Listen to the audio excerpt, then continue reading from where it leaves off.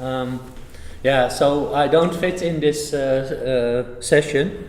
The session is about modeling and scripting, and well, I'm a replacement session, so that's why I'm here. I hope you still like it. Yes, I'm sorry.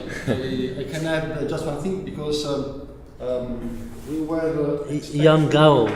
Yes, we were expecting Jan Gauw, and for the visa problem I couldn't join us, so Martin is presenting his work. Yeah, and so the topic will be massive open online courses, how to do education and design education in an online way. And that's really a problem because you saw this morning some edX courses by the keynote speaker, and those courses are focused on, well, more fact education, and design education is totally different. You might know in a design studio, the students are hanging their drawings on the wall, and there's much interaction in the design studio, and that was a challenge for me when I developed the MOOC image ability, visualizing the unimaginable. So I will not talk too much about the topic, but more about my approach to integrate drawings into this online course, because it gets maybe 10,000 students, and they all want to be sharing their work and looking at each other's work, and that was my challenge. And then something for CAD education. CAD education is, of course, even more difficult. It's not just about images, it's also about the whole structure behind your design. And I feel it's really interesting to focus on how to combine BIM structures or other design education into such systems. So edX is a big platform for online education, and you get a whole environment to develop your courses in. And I did that in this way, that each week there is an assignment and some theories and an evaluation.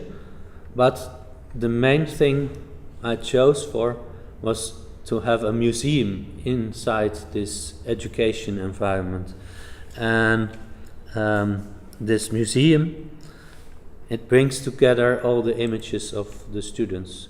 So it's a metaphor, because the museum in fact exists of Pinterest images.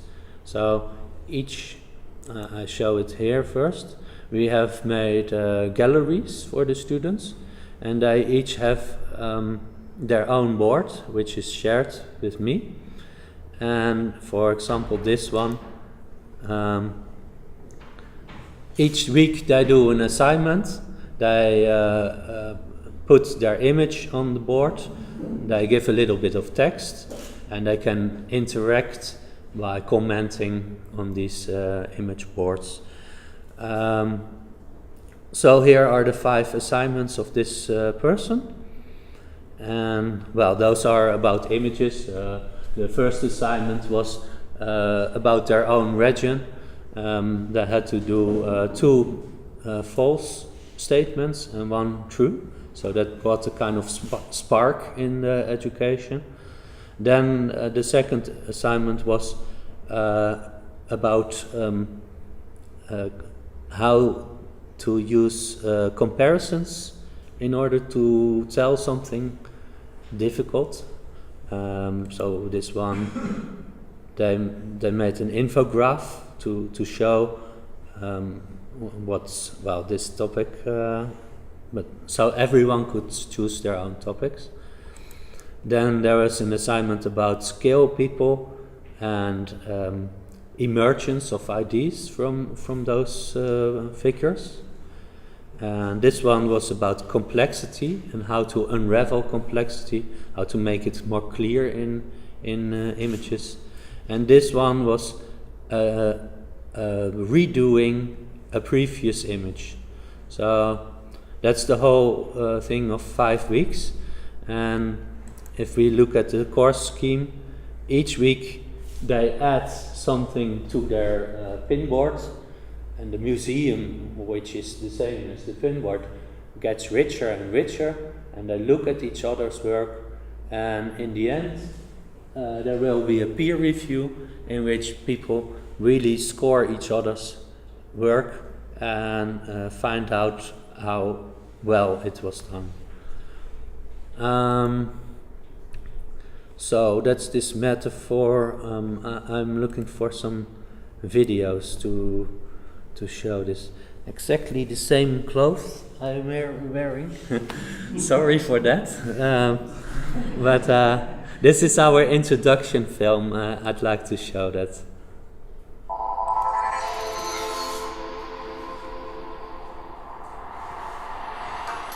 How to explain planets and particles in science. How to unravel a complex recipe. How to inspire using images. Imageability will come to the rescue. This book teaches you how to visualize the unimaginable. What is conceivable for yourself is not always clear to other people. Well, be welcome in our virtual book museum, all about imageability.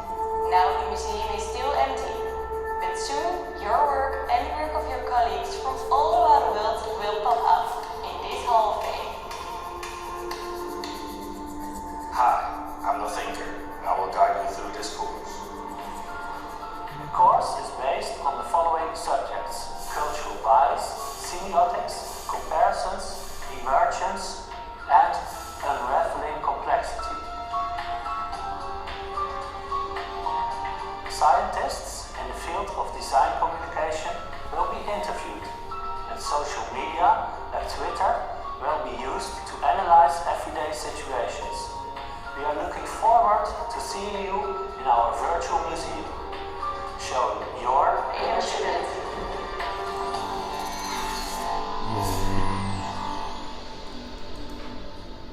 So that was a bit over the top advertisement maybe, but it introduces this image museum.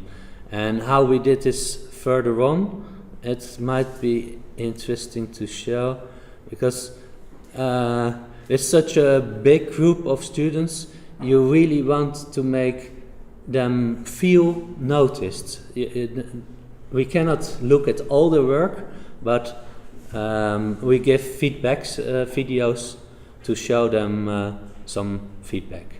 And we did this in our studio with a green screen, and this museum metaphor was carried on in this image, in this video.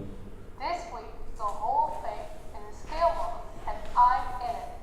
My name is Sanne, and I'm proud to show you around in the Hall of Fame for week 3. Look, here's my hand. And I can even look through the window.